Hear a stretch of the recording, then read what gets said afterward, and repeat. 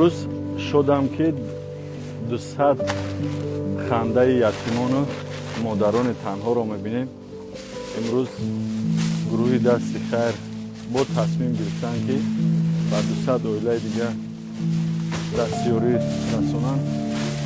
همه ای کمک ها انامید استقلالیت است، صلح است، آرامی است که امروز ما امکانیت داریم که دستیاری به یتیمان، نیازمندان، مادران تنها چگونه که پرزیدنت مملکت ما میگوید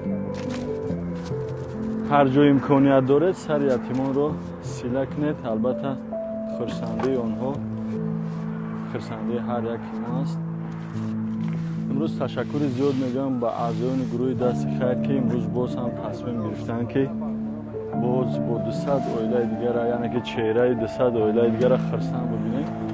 هزار رحمت.